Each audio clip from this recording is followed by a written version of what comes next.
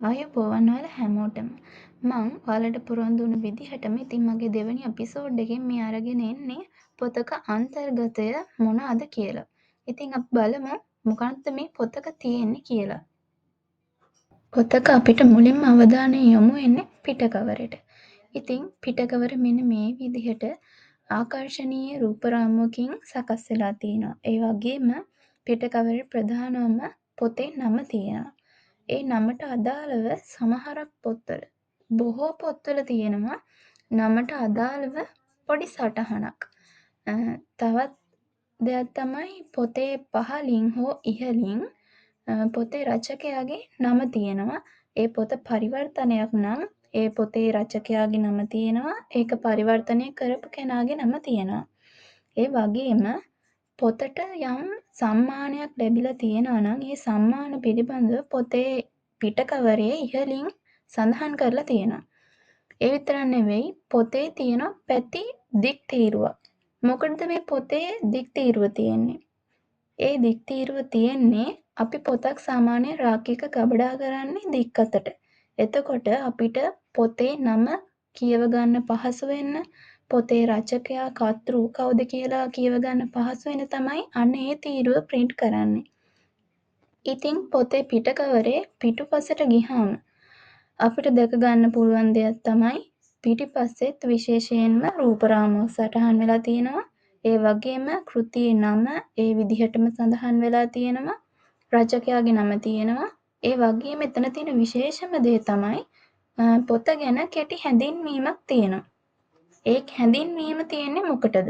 ඒක තියෙන්නේ අපි සාමාන්‍යයෙන් පොතක් මිලදී ගන්න ගියාම එහෙම නැත්නම් පුස්තකාලයකට ගිහිල්ලා පොතක් ණයට ගන්න ගියාම අපි පොත අපිට බෑ ඒ වෙලාවේදී පොත අභ්‍යන්තරේ කියවන්න. ඉතින් අපි පොතේ අඩංගු දේවල් මොනවද පොත මොන වගේද කියලා දැනගන්නේ මෙන්න මේ පිටකවරේ පිටිපස්සේ තියෙන දේ කියවලා.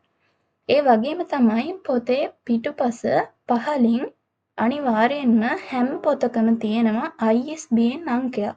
වර්තමානයේදී ඒක පොතක් කියලා පිළිගන්න නම් ඒ ISBN අංකය අනිවාර්යෙන්ම තියෙන්න ඕනි.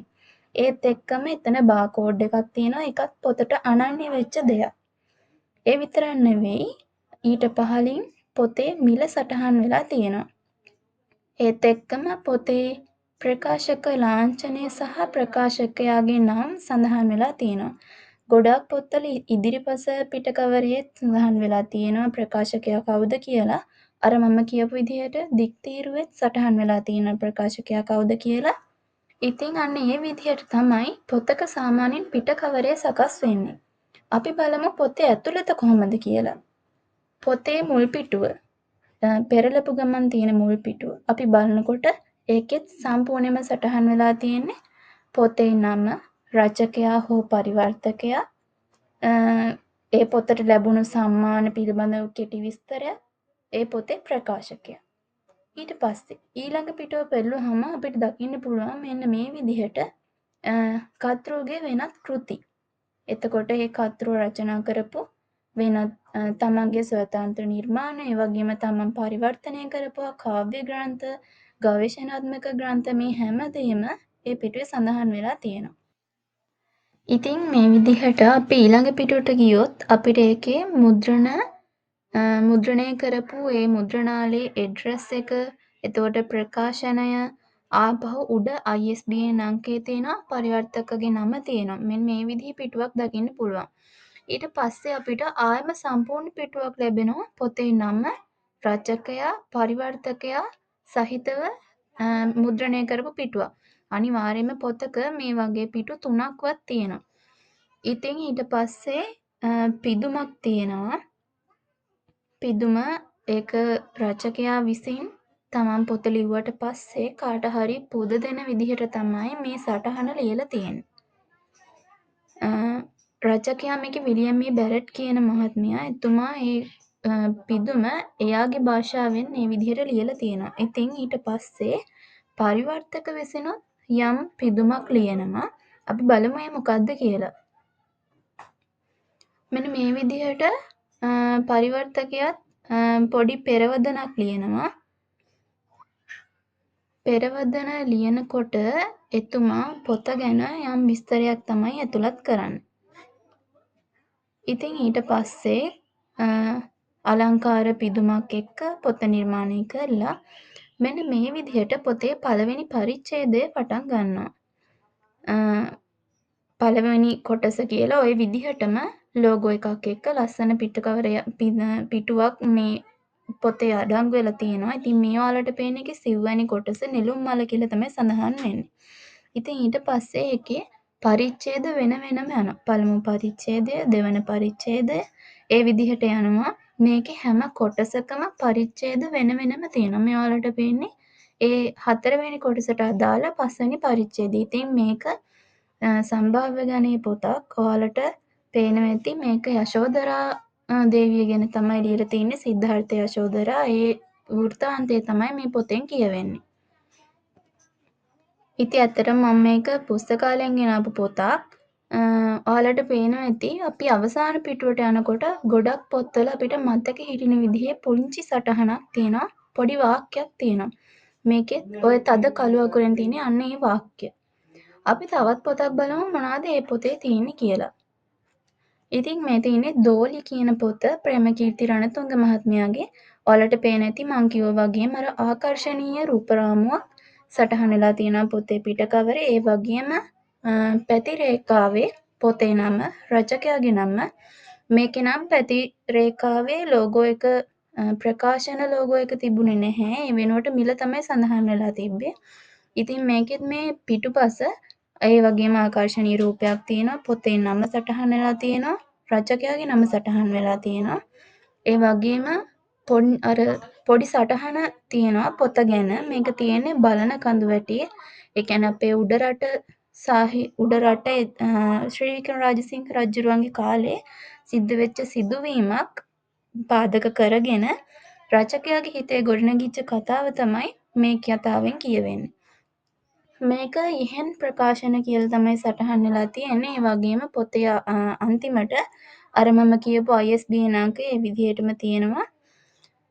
ඉතින් ඔන්න ඔය විදිහට තමයි පොතක් නිර්මාණය වෙන්නේ. මේ පොතේ අභ්‍යන්තරයට ගියොත් අපිට බලා ගන්න පුළුවන් අර වගේම රචකයාගේ වෙනත් කෘති තියෙනවා.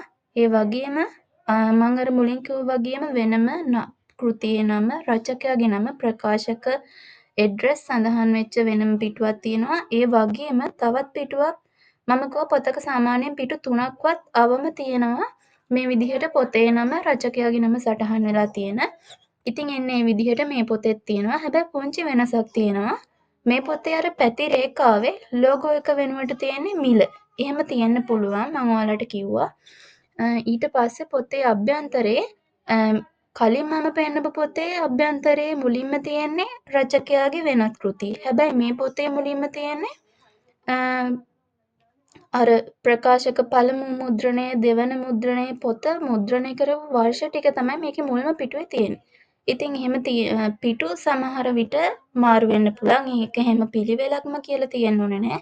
හැබැයි අනිවාර්යෙන්ම පොතක ඒ රචකයාගේ වෙනත් කෘති තියෙන්න ඕනේ. අර විදිහට ප්‍රකාශකගේ මුද්‍රණය සඳහන් වෙලා තියෙන්න ඕනේ. ඒ ලෝගෝ සඳහන් වෙලා තියෙන්න ඕනේ. ඒ වගේම ලිපින සඳහන් වෙලා තියෙන්න ඕනේ. දුරකථන අංක සඳහන් වෙලා තියෙන්න ඕනේ. පොතක අනිවාර්යයෙන්ම පෙරවදන තියෙන්න ඕනේ. පිදුම තියෙන්න ඕනේ. ඊට පස්සේ තවත් මේ සමහරු පොත්වලට තමන්ගේ පොත ගැන විචාරයක් වෙනත් කෙනෙකු ලවා ලියව ගන්නවා. සමහරු පෙරවදනට දාන්නේ අන්න එහෙම ලියපු දෙයක්. ඉතින් මෙන්න මේ විදිහට තමයි පොතක් සටහන් වෙන්නේ. ඇත්තටම මේ පොත් දෙක මම පුස්තකාලයෙන් ගත්ත පොත් දෙකක්. ඉතින් මේකේ අර ඔයාලට පේන්නේ නැති සමහරක් විට කොලයක් තියෙනවා. අර පුස්තකාලේ අස්සම් කරලා ගන්න කොලයක් තියෙනවානේ. ඉතින් ඒ හැම තියෙන්නේ මේක පුස්තකාලයෙන් ගත්ත නිසා කඩෙන් ගන්න පොත්වල එහෙම නැහැ. ඔයාලා දන්නවා. ඒ වගේම කඩෙන් ගන්න පොතක මිල සටහන් වෙච්ච බාකෝඩ් එකක් එක කොලයක් තියෙනවා. ඒක පොතට එන එකක් නෙවෙයි. ඒක ඒ ෂොප් එකෙන් ගහන එකක්. එයාලගේ අනන්‍ය වෙච්ච බාකෝඩ් එකක් ඒක. ඉතින් ඔයාලට තේරෙනවා ඇති මෙන්න මේ විදිහට තමයි පොතක් නිර්මාණය වෙන්නේ. මේ පොත් දෙක ගැන කෙටියෙන් කිව්වොත් මේකේ මුල් පොත යශෝදරා නෙළුම්මලේ කුමරිය. ඒ පොත රචනා වෙලා තියෙන්නේ සිද්ධාර්ථ යුගයේ. ඒ සුද්ධෝදන රජතුමාගේ පටන් සිද්ධාර්ථ අපමහා බෝසත් සිද්ධාර්ථ කුමරු බුද්ධත්වයට පත්වෙලා පරිනිර්වාණය දක්වාම කතාවේ පොතේ තියෙනවා. ඉතින් ඒකෙන් අපිට අපේ බුද්ධ ආගම පිළිබඳ ලොකු ලැදියාවක් ඇති වෙනවා ඇත්තටම. ඊට පස්සේ ගත්තොත් මේ දෙවනි පොත දෝලි කියන පොත අතිශයින්ම නිර්මාණාත්මක ග්‍රන්ථයක්. ඒක උඩරට කඳුවැටිය පාදක කරගෙන ශ්‍රී වික්‍රම රාජසිංහ රජුරුවන්ගේ කාලේ සිද්ධ වෙච්ච දේවල් පිළිබඳව ලියපු පොතක්. ඒ කතාව රචකයාගේ හදවතේ ගොඩනැගුණු කතාවක්. කූනම එහෙම නැත්නම් දෝලාව කර තියාගෙන ගියපු ඒ කූනම් කාරයෙක් සහ ගමේ විසිච්ච ලස්සන තරුණියක් සම්බන්ධ කතාවක් තමයි මේක. ඇත්තම කිව්වොත් ඒ තරුණියව අවසානයේදී රජතුමා එයාගේ යකඩ දෝලියේ බිසවුනාංශ කෙනෙක් විදියට අරගෙන යනවා. ඒ වුණාට පස්සේ කාලෙක ශ්‍රී වික්‍රමරාජසිංහ රජතුමාව සුද්දෝ අල්ලගෙන ගියාට පස්සේ ඒ යකඩ දෝලියව ආපහු මේ මිනිස්සයා ඉතින් ගමට අරගෙන ඇවිල්ලා එහෙම සිද්ධියක් තමයි මේ පොතේ තියෙන්නේ. ඉතින් ඔයාලත් හම්බුනොත් කියවලා බලන්න. ගොඩක් ලස්සන පොතක්. ඒ වගේම යශෝදරා පොතත් ගොඩාක් ලස්සනයි. ඔයාලා හොයාගෙන කියවලා බලන්න. එහෙනම් මම ඔයාලගෙන් සමුගන්නම්. ඊළඟට මම ඔයාලට ඊළඟ එපිසෝඩ් එකකින් අරන් එන්න බලාපොරොත්තු වෙනවා පත්තර පිළිබඳව. පොත් වගේම පත්තරත් අපිට වැදගත්නේ. මම ඔයාලට කලිනුත් කියලා තියෙනවානේ. ඉතින් ඒ වගේ අපිට පුළුවන් පත්තර වලිනුත් විවිධ තොරතුරු හොයලා අපේ දැනුම වර්ධනය කරගන්න. මම ඊළඟට ඔයාලට මම මේ වීඩියෝ එකෙන්ම කියන්නම් ඒක. නැත්තම් කුතුහලේ නැති වෙනවනේ. පත්තරයකින් ගත්ත තොරතුරු පිළිබඳව දැනුවත් කිරීමක් මම ඔයාලට ඊළඟ එපිසෝඩ් එකකින් අරගෙන එන්නම්. එහෙනම් මේ වීඩියෝ එක මෙතනින් නිමා කරන්නම්. ඔයාලා හැමෝටම සුබ දවසක් වේවා. මාව අහගෙන හිටියට ඔයාලා හැමෝටම thank you.